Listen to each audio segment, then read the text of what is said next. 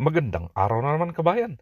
Alam nyo ba na ang Magnolia ng San Miguel Corporation bilang isang brand ng produkto nila ay sinimulan ng isang Amerikanong cook ng United States Army na ang pangalan ay William Schober? Dati ang Magnolia ay mabibili bilang isang pie, ice cream at ice drop. 1899 noong nagsimula ito at naglaon ay ibinenta ni Schober sa San Miguel Brewery noong 1925 na ngayon ay San Miguel Corporation o SMC.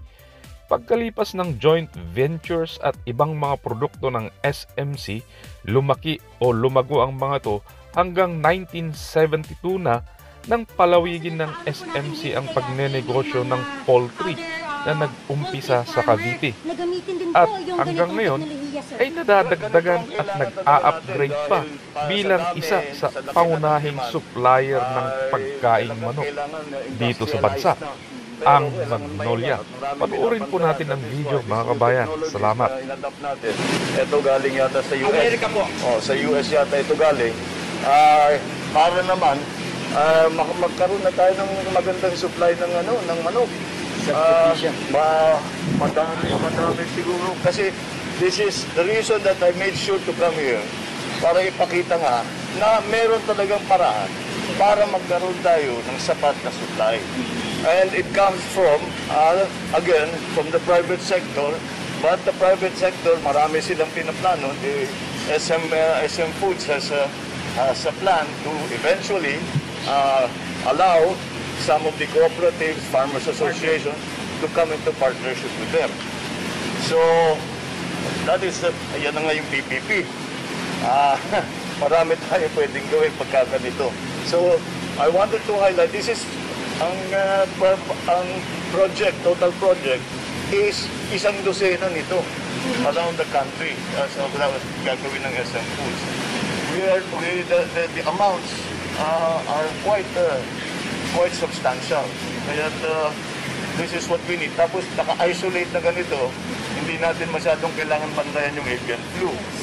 So these are all the technologies that are available around the world. Dapat i-adapt natin.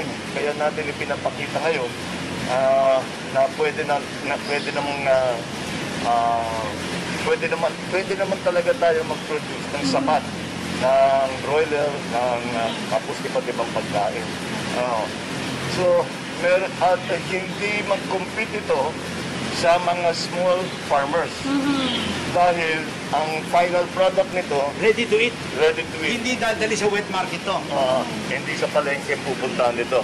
Kaya patuloy pa rin yung mga ating mga backyard na nag-grower, pwede pa silang tuloy-tuloy naman, hindi naman sila masasagasaan ng ganito kalaki. And down the road, baka interesado sila na yun na nga, mag-partner sila sa SM Foods para kasama sila dito sa ganitong klaseng operation. Mr. President, ang follow-up question po, since ano po yung katingin nila magiging contribution nito sa presyo ng itlog at manok, especially po na malapit na po yung Pasko. Advance, Merry Christmas nga po pala. Oo nga pala. Natural. Pagka magandang supply, hindi tataas masyadong presyo. Siyempre, may pagpasko, may increase talaga ng demand dahil maraming party, maraming nagse-celebrate. Pero siguro naman, kung meron tayong mga ganito, hindi na siguro natin alalahanin na palipat-lipat ang presyo. Pataas, papaba, pataas, papaba, pataas. Pero magkakaroon na nga tayo ng fresh supply. So, it's ganyan naman talaga yun. Demand and supply lang talaga yan eh. Tataas ang demand, malaki naman ang supply. So, the supply curve is relatively flat. So, hindi magbabago siguro masyado ang presyo. Okay. Sir, kay RSA po. Good morning po. Morning, sir. Magandang umaga po. With regards to ano po yung assurance ng public, sir? Kaya po nagtayo ang San Miguel ng poultry na ganito is to address the call of the President for private sector to help build immediately food security. Dahil yung mga pagkain natin ngayon, yung beef, 400 pesos per kilo. Yung baboy po, 300 pesos per kilo. Yung galunggong, 200 pesos per kilo. Yung poultry, 150 pesos lang. Pinakamura, pinaka-healthy at gawa pang lokal. Nung tinawagan ng presidente ang taong bayan pati ako pinagsabihan niya personally, na magtulong-tulong tayo to produce locally produced food, to make sure na walang magutom na Pilipino, walang magutom na kababayan natin, at murang pagkain, high quality pang pagkain. Kami po lumabas at immediately lumapit kami kay Presidente at through yung assistant niya, Yusek Ding Panganiban, grabe ang support niya sa amin. At si Secretary Ding Pascual ng DTI, tsaka Yusek Perry, nag-apply kami ng mga incentive kailangan para may import ng mga equipment nito para may tayo at may ayos ng tama. Sa susunod po, lahat po ito sa sobrang dami ng ating manok mapoproduce, may export pa natin yan sa Filipino community sa abroad. Yung mga adobo, di ba? Yung mga kung ano-ano pagkain Pilipino. Tawag po ng Presidente to, kaya ako ginawa. Kaya pinagmalaki namin to na kailangan gawin kagad to dahil ang Presidente mismo tumatawag. Siya Agriculture Secretary eh. Sabi niya, Ramon, magtrabaho tayo mabuti, bilisan natin mag-produce. Kailangan makpakita ko sa taong bayan na meron talaga tumuon at lumabas para mag-produce. At di kwento, kailangan pakita mo. Kaya siya nandito ngayon. That's why Opo. kaya nandito tayo para talaga ipakita na it can be done. Ngayon, yung sinasabi ni Chairman, sabi tungkol nga sa pagtulungan, that's the way that we should do it.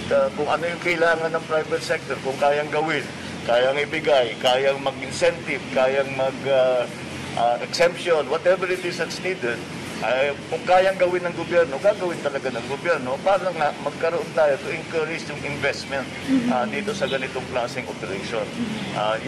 That is to help food supply.